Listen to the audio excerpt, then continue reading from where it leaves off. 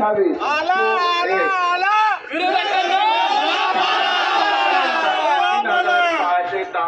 3610.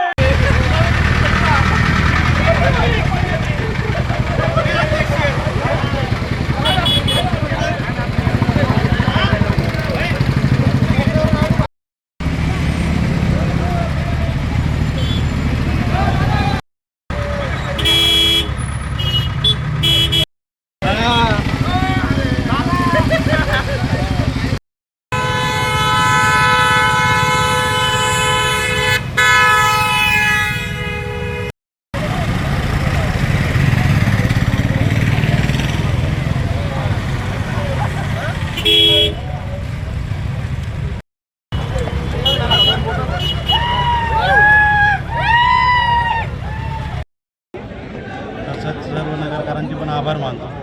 महाराष्ट्रात अहिल्यानगरची निवडणूक अशी झाली नाही तर कोणता मोठा नेता आला ना कोणतं काय आलं आपल्या सभेला तर संग्रामभाईंनी कोणती सभा घेतली ना काही. फक्त जे काही निवडणूक झाली ती फक्त संग्रामभाईंनी केलेल्या विकास कामांच्या मुद्द्यावर झाली. आणि संग्रामभाईंच्या मागे जी तरुणांची फळी ह्या फळीने टोटल सर्व काम केलेलं आहे. त्याच्यामुळे संग्रामभाईंचा विजय हा निश्चित होता. फक्त विरोधकांनी काय केलं थोडंसं नरेटिव्ह सेट करायचा प्रयत्न केला किंवा संग्रामभाईंचा असं संग्रामभाईंचं तसं हे मतं पाडणार नाही ते मतं पाडणार नाही असं काहीही नाही. संपूर्ण नगरकरांचा काळजाचा हृदयाचा ठोका म्हणजे संग्रामभाई. त्याच्यामुळे इथं कोणतंही काही कोणाचं चालणार नाही. इथं फक्त एकच विश्वास जुना संग्रामभाई. विकासाच्या मुद्द्यावर झालेला आहे आणि ही जी निवडणूक आहे ही बाईंनी नसून ही जनतेने हातात घेतलेली निवडणूक आहे. आणि जे काही आहेत ना हे बाकीचे यांनी परत पुढचे आहे ना तोंडवीवरती काढायचं नाही. इथं फक्त बाह्यांचा विषय त्याच्यामुळे बाकीचं काही सांगायची गरज नाही आहे. विकासावर निवडणूक लढवली आम्ही. ही दहशत ताबेमारी हे विषय सगळे बंद करून टाका. तुम्ही काहीतरी विकासावर बोला. तुमचा विकास काय आहे? इकडे खड्डे पडले तिकडे खड्डे पडले हे विषय सोडून द्या तुम्ही.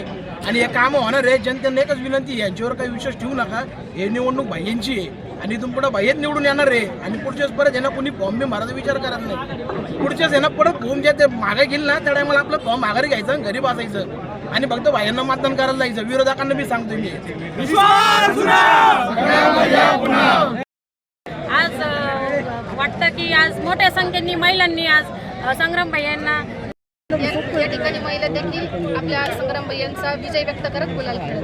विश्वास जुना संग्रामभाई पुन्हा विश्वास जुना संग्रामभाई पुन्हा.